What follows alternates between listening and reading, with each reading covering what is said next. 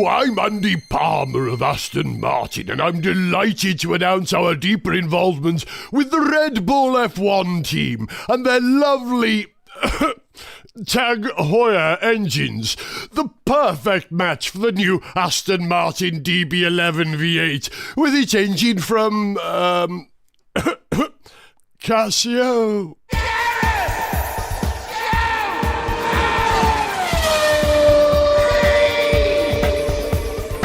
Hello there, welcome to Gareth Jones on Speed. I'm Gareth, he's Richard. Hello. And he's Zog. Hello.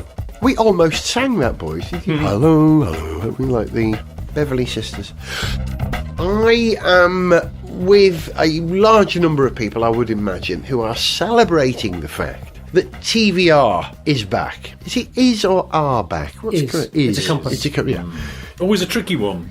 Right? Just the sub-edit magazines. You always have to it's a common mistake. Think. Yeah, it more is, often yeah. made in speech than in print. I was saying with Formula One teams, I mean, really, they should be singular, but you sort of go, Ferrari are going to do this, McLaren are doing that, and it's not. McLaren is. It depends whether the team is doing something. The same, of course, with government. Oh, yes, they are. Yeah, It is. yes, But it's exactly, the government is considering it. Oh, blimey, sorry. Gareth are sneezing. But the TVR that is back is really only a brand that's been relaunched as... It's only a brand that's been relaunched effectively as a start-up. Now, I'm wondering how well they're going to do. On paper, it sounds very promising. Oh, God. I'm having the great green Arkle seizure is what I'm having. Good hitchhiker. Yeah. On paper, they've ticked lots of boxes. They've got the car designed by the mighty Gordon Murray.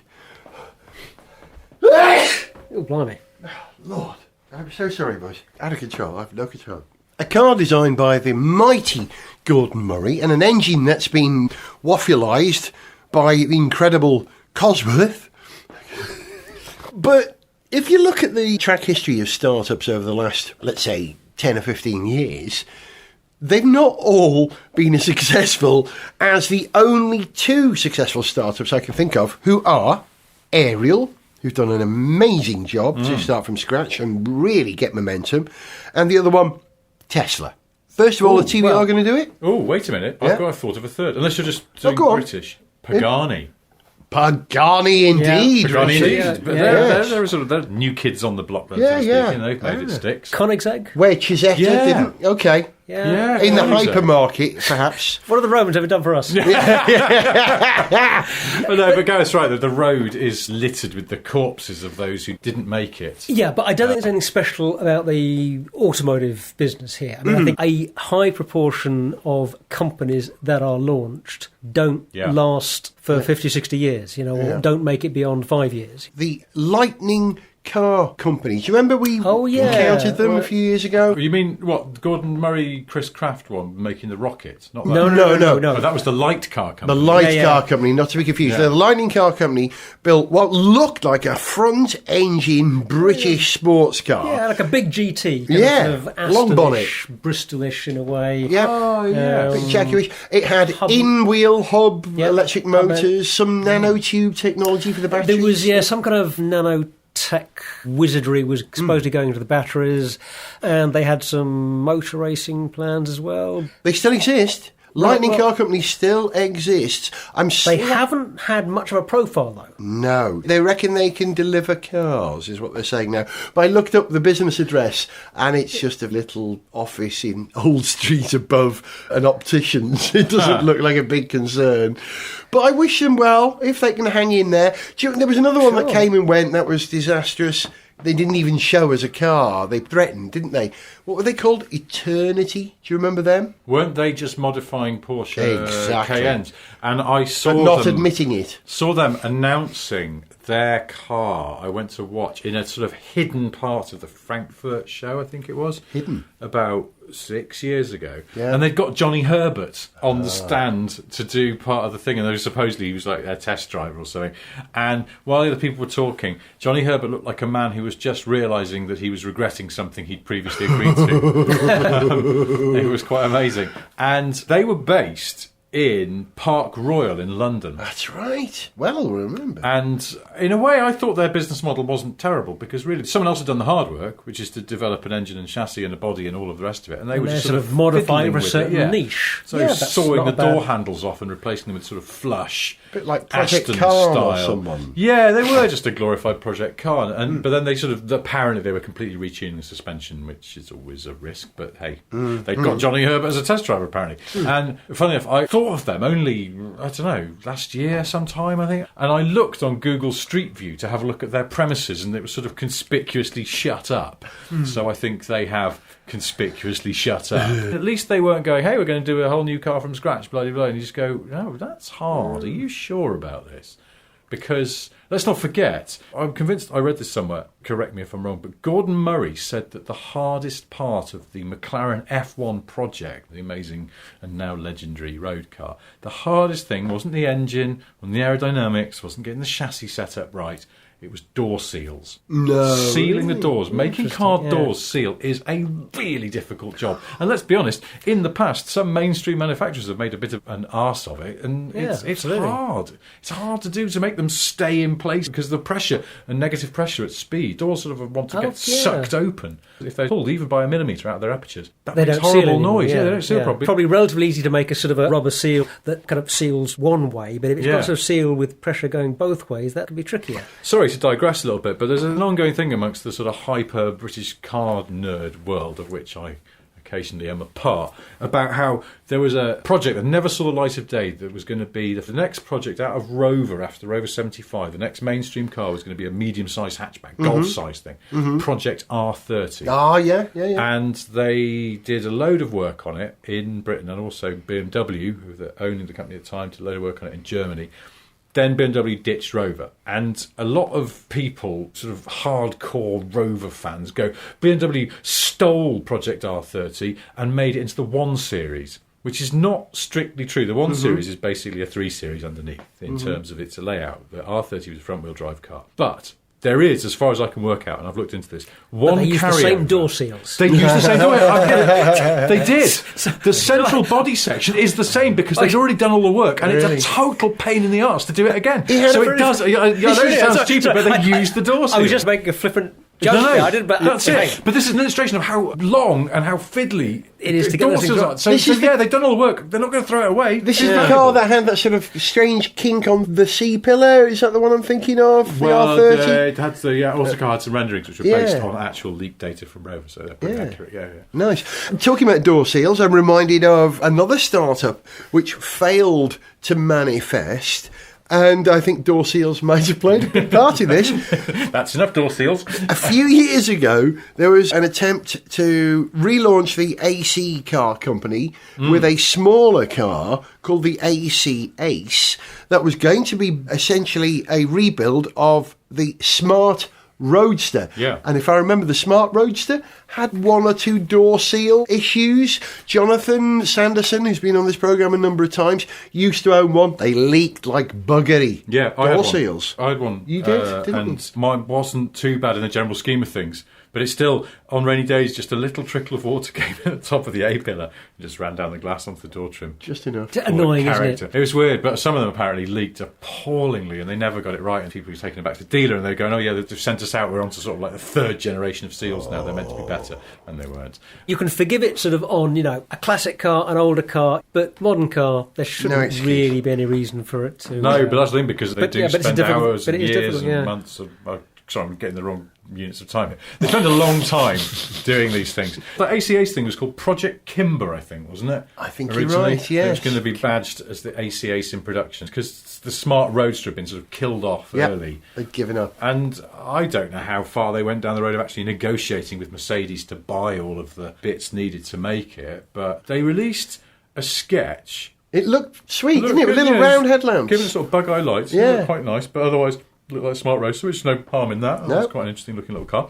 And then they released what seemed to be a real photo of the interior, but sort of retrimmed in tan leather, Yeah. which looked really nice. It did look spot And then on. I think they were claiming they were going to give it a manual gearbox. And build it in Wales. That was Yeah. the other thing. It was going to have help from the Welsh Government, who are very good at throwing money at projects. But effectively, these things are really just Kickstarter campaigns. We've had a great idea. Will you fund it for us? We've got some big management guys. Who's your favourite startup of all time, Zog? Have you got one? Well, one that comes to mind, a name that you mentioned a few minutes ago, Gordon Murray, or rather Gordon Murray Designs. He set up this company about 10 years ago, I think it was something like that. They are not a manufacturer of vehicles, but they are a designer of vehicles and the process for making those vehicles, which I'll come on to in a minute. They license these designs to whoever wants to license those designs or produces designs to order. I think it's to spec. turnkey operation. And Is that what you call them? I think they can be if you want them to be, don't if you want to be, yeah. But I think what I like about what they're doing is that he just seems to me to be bringing really smart and clear thinking to the problems that they're addressing. And it's very interesting hearing him talk about the work that they do at Gordon Murray Designs. And they're a bit sort of behind the scenes. They're not a high-profile operation. There haven't been any mass-produced vehicles based on their designs yet. But They're like a skunk works, aren't they? that's an interesting comparison. In terms of the quality of thinking and design that's going to I think absolutely, yeah. The freedom of thought, the freedom of ideas. And also, I think there's no question, Gordon Murray is one of those few engineers and designers who you can categorically say is a genius. Just like, who was the guy that designed the SR-71? Jerry something, the Oh, I engineer. don't know, Zog, I'm afraid. The name escapes me now, but again, you're a genius aerodynamicist and engineer.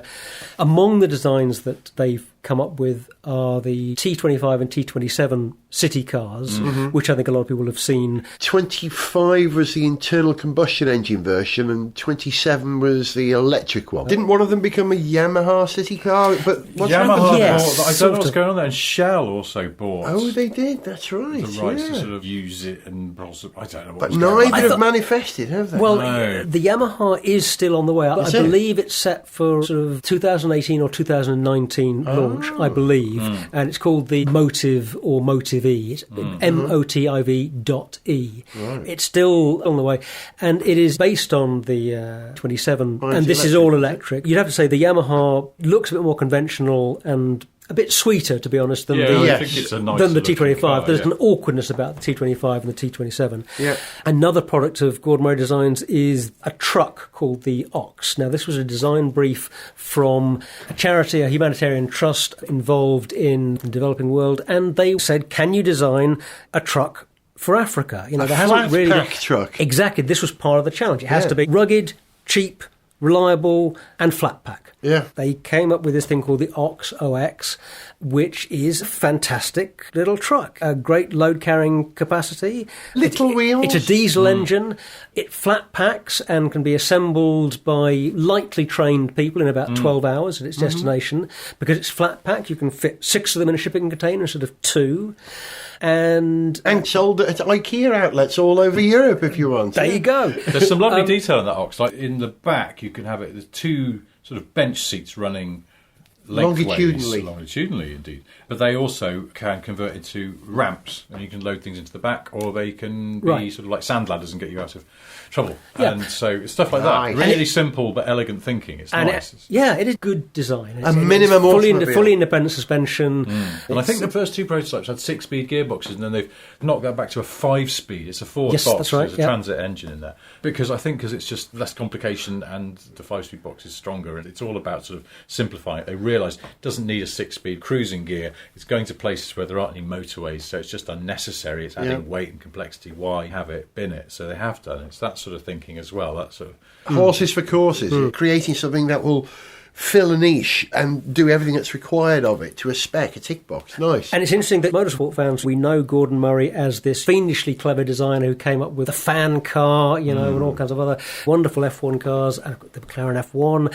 But he's addressing different design challenges here. And he said it's not so much of a challenge to design a supercar, a really fast car anymore, although designing the best, very fast car is a whole other thing. But the big challenge is, how do you design a car that can work in a modern city and can work in a modern city for the next 50 years? You need vehicles that have a very small footprint, both physically to fit on the city roads better, and in terms of carbon footprint over their lifetime. Yeah. And they've come up with a clever, completely thought out manufacturing process that can be set up much more cheaply and easily than a conventional car factory, so you can do it with much less investment, more quickly and more easily than you could set up a plant to build conventional vehicles. Clever, smart thinking. Composite materials, but cheaper composite materials than you would have in motorsport. And Nice. Gordon Murray Designs, I think, are my favourite new company of the new era, I guess. Richard, you must have spotted a startup recently that either you love or despise, because I think it's easy to hate a lot of startups, isn't it? Because sometimes it's dispiriting because you see them and you just go, I think you're wasting everyone's time here. And I remember once a friend of mine someone I used to work with, back when we were making old Top Gear, it was walking around the Birmingham Motor Show, I think, with TV's Tiffany Dell. And as there always was at that show, some new British sports car startup thing. Yes. My mate went... Using an old name. Yes, usually Trident or something like that. And, what's that? And Tiff just went, someone's bankruptcy. and it usually is, sadly. Yeah. That's the thing. And it's partly because I think there's a sort of lack of creative thinking as much as... And I did this once on Sniff Petrol, and it still does the rounds on places like Pistonheads. I did this mock press release, which was a tick box form for a new British sports car startup, and it was like, pleased to announce the engine will be Chevy V8 tick, Ford V8 tick, other brackets to be replaced by Chevy or Ford V8 at a later date, which is always what happens. Those cars. Body will be made of carbon fibre tick, aluminium tick, glass fibre tick, which will happen later when we can't afford the other two things. And I did that years ago, but it doesn't seem much has changed. Everyone was, we're going to do a supercar, a sports car of some sort, and it's just like, well... It's going to outperform everything. Yeah. It'll be eco-friendly. There's plenty of those. Yeah. And I think TVR is a little bit different because they have the name behind them. There's a bit of heritage there, which I know there's no continuity as such, but they've got Gordon Murray involved. Yeah, it's very well I mean, there are a few recognised holes brand. in their plan, I think, like they haven't sort of set up their factory yet or anything like that, but at least they seem to be going in the right direction, and so we'll give them the benefit of the doubt. Yeah, fair play. So if you're not going to build a supercar, what should you build if you're a Well, here, startup? this brings me on to this thing which was announced a couple of weeks ago. A company called Ineos, so a huge petrochemical company. And the man who owns it, I suppose, is a big Land Rover Defender fan. He was the guy who last year, when they stopped making the Defender, went, we're going to start remaking it. Mm-hmm. And Land Rover went, No, you're not. No, you're not. Yeah. Sorry, but no, you're not. Yeah. And so anyway, he's Except done a I don't think they apologised, did they? They just said, no, you're not. No. You're not. Yeah, just went, we've looked at your plans and sod off. Yeah. So... But he wasn't taking no for an answer. No, so he just went, OK, I'm going to reinvent the Land Rover Defender myself. And I'm going to create a whole new car, which has the working title of the Grenadier after the pub that it was thought up in.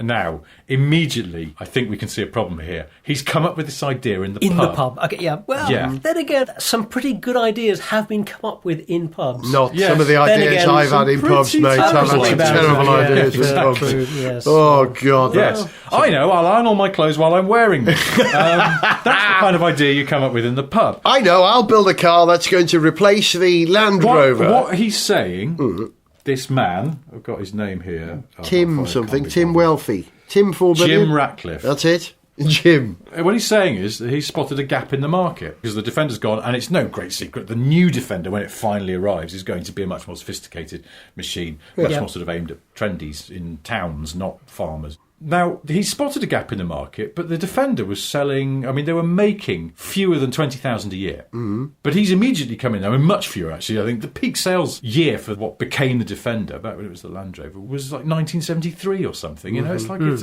obviously, because it's an old design.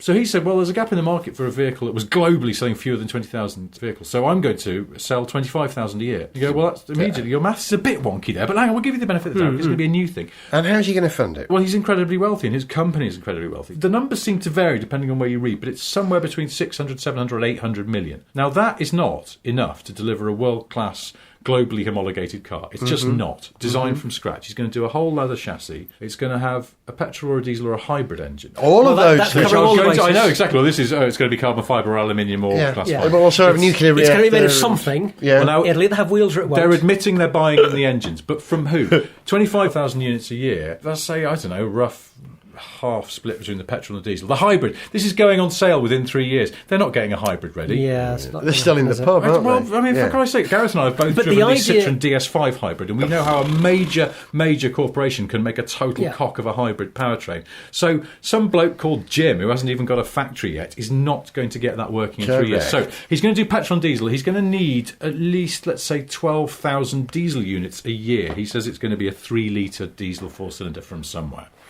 Where's he getting it from? Nissan. But they can spare 12,000 units from their factories. They need them for their cars, which they've spent many years developing as multi-billion car-making companies who've been doing it for decades. But they'll be happy. And again, a man called Jim who's been to the pub has decided, no, he can do better. Well, I'm sorry, but he can't. It's just nonsense. And I don't believe any of this. And it annoys me because I think he's wasting everyone's time. And there's an arrogance to this, which is really what sticks in my craw, that he thinks he can do better than all of these companies, these massive corporations who, yes, they make mistakes. Yes, we don't always like what they do, but at least they have experience and they still struggle to turn a profit. And the thing which exposes the folly of Jim's pub trip is that at the end of this article in a well-known weekly magazine that should do better than this, and I haven't questioned him at all, when he says that a typical transaction price of £40,000, that gives us 1 billion in turnover. That's assuming about 15% of that is profit. Well, now I've checked this. The two most profitable car companies in the world are Toyota and Honda, and they both make about 13% profit. Really? So how is Jim, when he's got himself out of the pub, these making economies 15% profit? Also, that's on his 700 million investment here. We'll recoup the 700 million investment we've made within 5 years. So he's not going to pay his employees anything, or his investment includes wages and land rent and building the factory. It's all utter rubbish. Mind you, I read less about this than you have, although it struck me that they could have been onto something in that, as I read it, he's talking about manufacturing a fairly basic vehicle. This isn't a fancy pants kind of deal. Well, those door seals probably aren't going to be all that well sorted. You know, I don't think it's going to have any air conditioning. Do you know what I mean? Well, no, but this is the thing. He's saying it's going right? to be globally homologated, and he wants to sell it in the US. Now, if you're going to sell it in the US, or the Middle East for that matter, which would be a valuable market perhaps for these things, it's going to have air conditioning. Things that a car now legally has to have, if it's classed as a car, not a light commercial, and even the rules on that are quite stiff now, things it has to have as a car to be homologated to go on sale in Europe include ABS, stability control, tyre pressure monitoring system. If you want to sell it in the US, it's now mandatory to have a rear view camera. Things like that. This won't be a simple car because it can't be a simple car unless it's a light commercial. In which case, he's just making the equivalent of one of those cheap Chinese pickups. Yeah. And the Chinese are doing that perfectly well. Yeah. And they're not charging 40 grand for them. Yeah. So again, and they've already got factories. The business model, if I was on Dragon's Den, I'd be going, your business model makes no sense because either you're making this super simple thing, which is a workhorse, in which case, how dare you charge 40 grand for it, or you're making some kind of luxury lifestyle thing, in which case, well, Land Rover are about to do that. His business would be better off getting old Defenders and jazzing them up in the way that Twisted do or Icon do in the US, because that clearly is a business model. Or David Brown are doing with the Mini. Well, I suppose, Yeah, and he seems to have massively underestimated the cost of developing a design that can be homologated and approved for sale all over the world. Unbelievably hard. It's funny that you picked this one up because the other startup that I thought about was Bollinger and the Bollinger B1, which is an American electric off-roader. It's a Land Rover. It's inspired by an old-style Land Rover. Isn't it? Yeah. Very boxy, which is one of the things I love about it. Straight lines. It's really focused on being a tough, practical, no-frills off-roader. And I don't like this newfangled trend of off-roaders getting all luxury and poncing around the streets of London. They should be out in fields, getting muddy, running over cattle and doing country stuff. And this is a practical, solid... Electric. All electric, all-wheel drive. If you imagine a slightly boxier Land Rover with quite a lot of rivets on the outside, very square lines. It looks like with a very simple interior, just a few analogue dials. That's your Bollinger B1. It looks like a Land Rover Defender built from Lego. There's something simplistic about it, beautifully, and that's quite appealing. I like that idea. I like the fact that going for a niche, it's not trying to be a vehicle for everybody. I was slagging off these Ineos people, but part of it is just I think their numbers are way out of whack. If they we're going to try and do 2,000 a year, you'd go, well, you probably might just shift those if it's a super basic thing, as basic as it can be. Actually, the Bollinger thing, making a great sort of very flat-sided, simple but electric 4x4, it'll be a super niche market, but there's a little market nonetheless as a farm vehicle, because if you think Farmer's old Land Rover, or is more likely the case now, probably a Hilux or something, they don't do that many miles in a day, and then they're parked up in the yard at night. You can put them on charge. Yeah. Loads of torque. I mean, if you're going to... 472 foot-pounds of torque, I believe. Yeah. But I was reading today about the new Land Rover Road Rover, we think it's going to be called at the moment, and how it's going to be an electric car and how it's a road bike car with limited off-road abilities, and how Land Rover are less keen to electrify the Range Rover and Land Rover because of the issues of waterproofing and electric drive. And if you're going to deliver a car with the ability to wade and do all that, an electric drive is not the best way to do it, Well, that's not strictly true, because the whole Land Rover range is going hybrid soon. Proper plug-in hybrid. It is possible. And they did electrify some old Defenders as an experiment, which they were running around up at Gaydon. Probably still are. Well, this is the reason that they give for the Road Rover being electric, and they're not keen to do it on Range Rovers. They've said this themselves, apparently. But yeah, they might not go full electric. I mean, I think the thing is that Road Rover, which also car we were talking about a couple of weeks ago, is actually, I guess, because that's the Jaguar I-Pace platform. It's a whole got to make platform. it work. It can't just exist for one model. It has to be stretched and sold all over the place. And sticking a Land Rover badge on it will probably make it more saleable in a lot of parts of the world. So there we go. But my favourite startup of recent years, a car which absolutely rocked my world when I first saw it. It was in 2002. I was at the Goodwood Revival, and it was the Connaught D-Type, I think it was called. Connaught, a great English-sounding name. Connaught, great race team of the 1950s. Just the sort of name that you would use to build something exciting. And it was a very exciting car. It looked like a Gilbert Invader in some ways. That sort it was of a coupe, wasn't it? A very long bonnet. Two-door coupe. And a stubby little tail, almost like a sort of modern take on an Austin 1100. And a 2-litre V10 Yes. hybrid engine. That was the bit that made you go, no, wait, what? Say that again? 2 litre? Pistons like thimbles. Yeah, Like the old BRM engines. Yeah. I mean, I spoke to the guy who was designing that. It was a guy called Jeff Matthews, the man who designed the Citroen AX and the Renault Espace. Lovely man. Sadly died last year. He was a car designer and he did all sorts of stuff. And he was a very, very genial old chap. And yeah, it was a shame that didn't quite work out. Yeah. One final thought on this, sorry, like Jerry Springer, because I was dumping on Ineos, waste of time. But a more positive note, my favourite recent startup, I know it's a bit of a grey area, but I'm going to say it anyway, McLaren. Because they confected, I know they were a company, but they confected a car, as a road car from pretty much nothing, yeah. and they made a good job of it. And they just keep getting better and better. An incredible and better. job of it. Yeah, Ron Dennis, king of the startups. Eh? Yes. How are we going to remember him?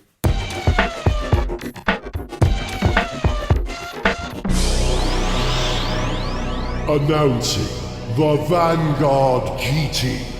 For years, the driver has been asking for the ultimate motoring experience of motoring. And it's here, with the Vanguard GT. Vanguard. This luxurious 200 mile per hour, 6-seat British-built coupe will return 300 miles per gallon and plant actual trees as it goes by, thanks to its unique 1.2-litre jerk cycle V12, equipped with our unique nano induction system and our patent aerogel batteries. Vanguard.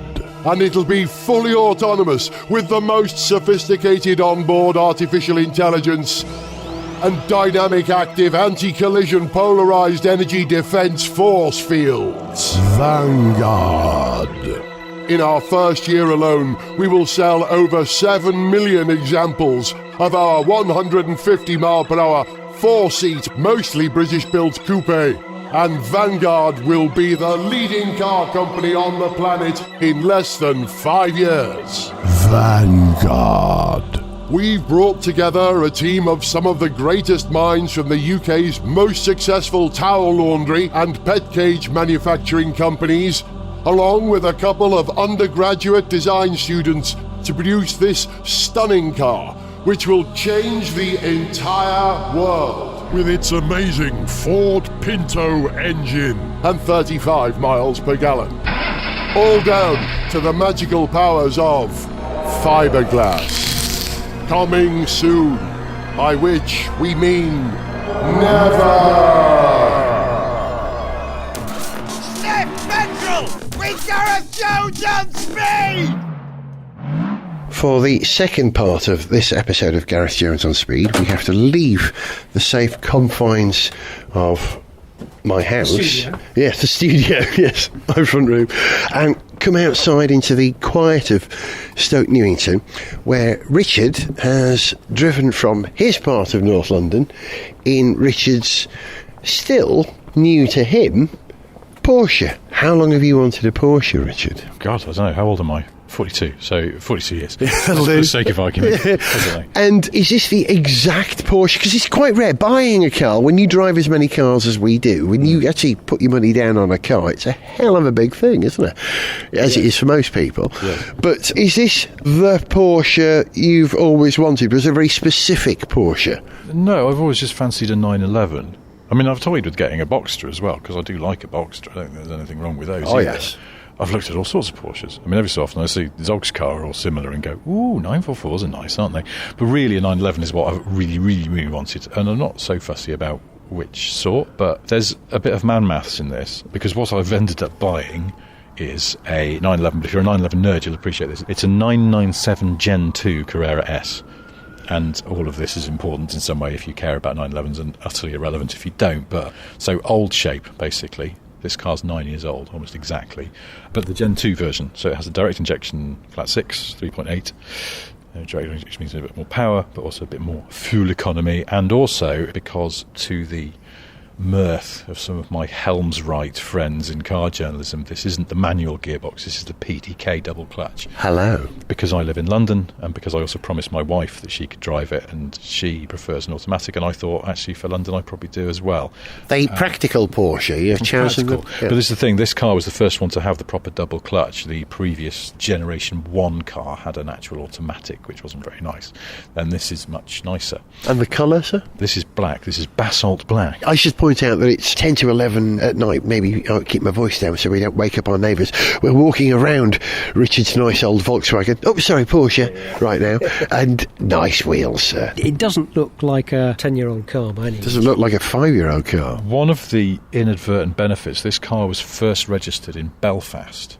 So it was? So it was. Yeah, And- funnily enough, my car was originally registered in Northern Ireland. Hello? Yeah. Well, We must so- introduce them. Yeah. See how See if get they knew along. each other. See if they- So I have the same benefit that you have, which is the Northern Irish plate, which isn't Yeah. age-related. So, of course, no one knows how old that car is, because if it had a mainland UK plate on it, it would be a 50...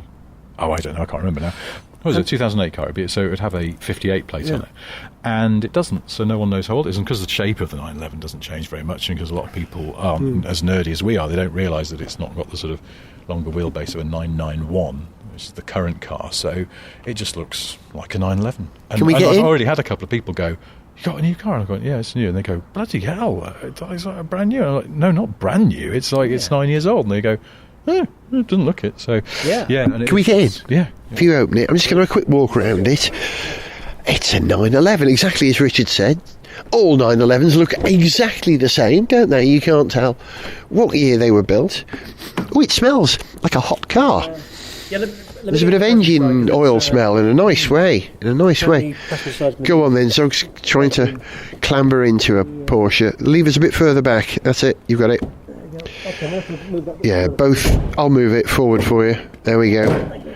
Yes, Richard had the passenger seat all the way back. And happy in the back there, Zogger? Yep, okay. The first Porsche I ever went in was a 911 Targa. This Perfectly is easily. a practical car. There you go.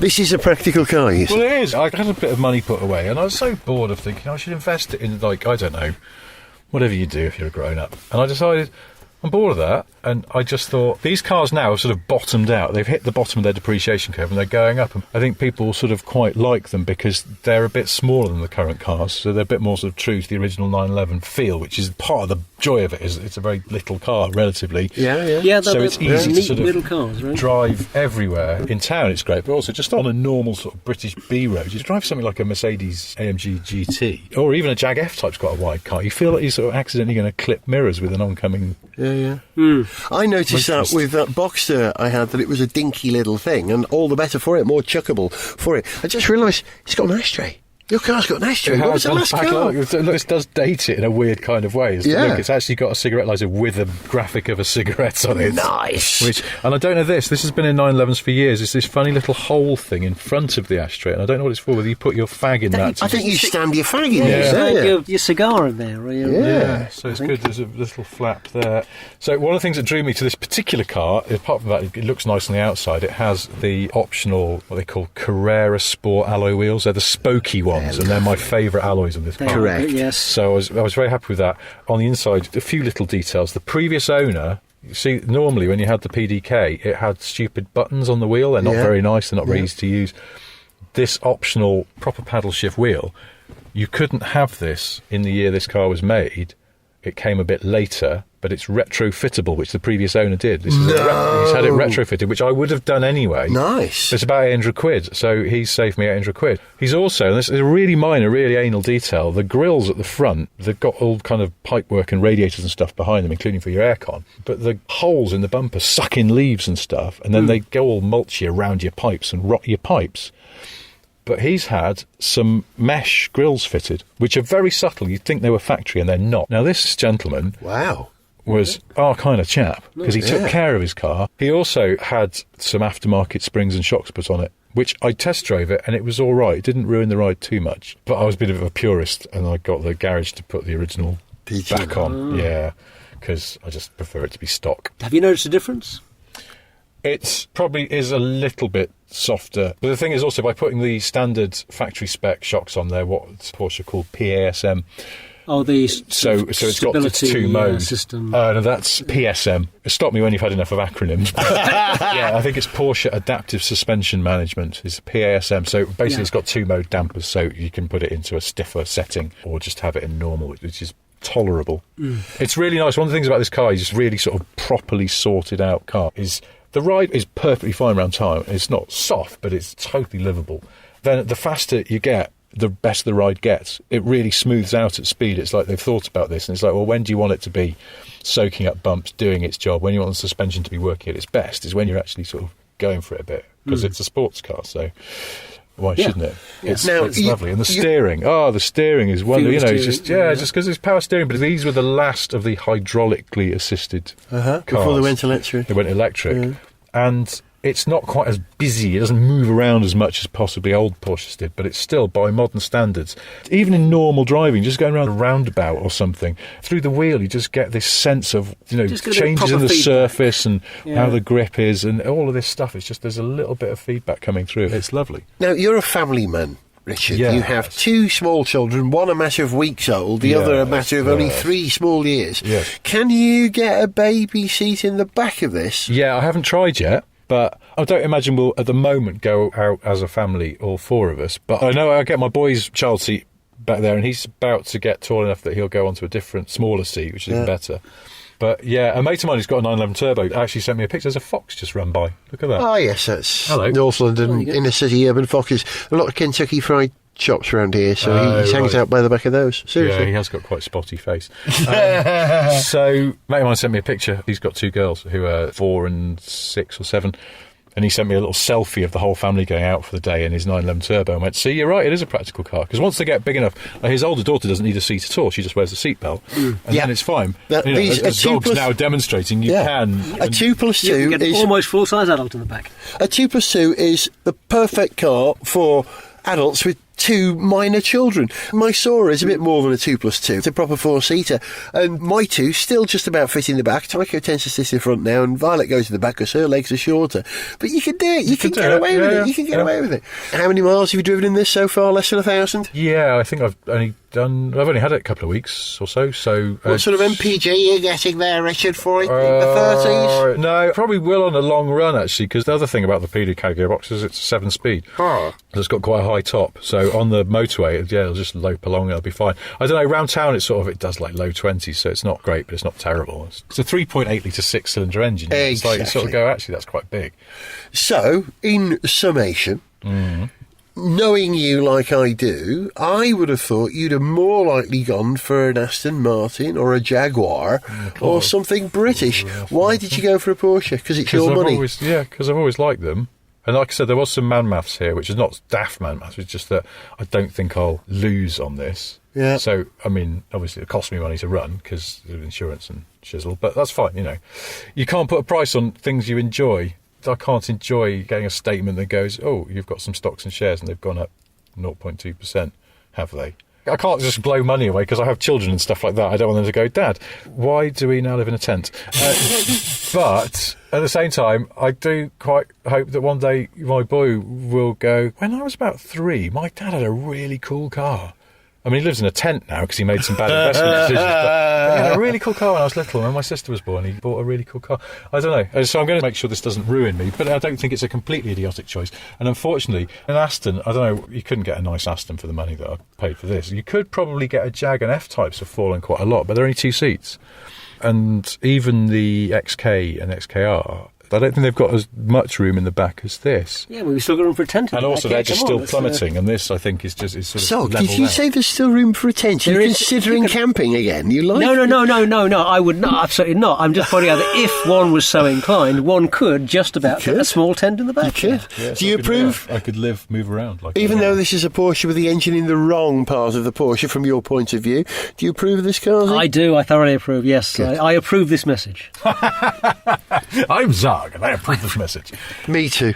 No, I'm not Zog, but I do approve this message. I think what I'm doing, I'm sure I'm not the only person who does this, and other listeners will as well, that you sort of have a little dream fleet of cars in your head. Oh, yes. And it could run to dozens and dozens of cars. Yes. But on a more practical and realistic level, my ideal fleet would include, and has always included, I think, a 911 and a Defender. So I'm really happy. Actually, if I could justify keeping the Nissan Leaf as well, because having an electric car feels like the right thing to have as well for moving around town. Unfortunately, the Leaf's got to go because I just have too many cars, and because we also have our family car as well. So it's getting a bit silly. But I just sort of getting close to achieving this sort of dream fleet and having a sports car with amazing steering feel and great engine and everything, and then having this silly old 1950s off-roader.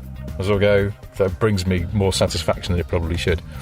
I hope I'm amongst friends and I can say that. You are, great delight. and not just the people in this car, but the people listening to this show. I hope so. Car nut is forgiven. You're allowed. Yeah, You're allowed. You're amongst friends. You're okay. I punch you in the shoulder just like you punched me and Zog on the shoulder in the London Grand Prix video all those years ago. You've been listening to Richard Porter. Goodbye. And Zog. Goodbye. This was Gareth Jones on Speed, and I was Gareth. I like your Porsche. I like all Porsches, really. We like all Porsches, don't we? We're not so keen on the Panamera. To send us an email, see pictures, get song lyrics, join our Facebook fan site, follow us on Twitter, or to find out about sponsorship opportunities, go to garethjones.tv. Gareth Jones on Speed is made in London by Whiz Bang. Gareth Jones on Speed!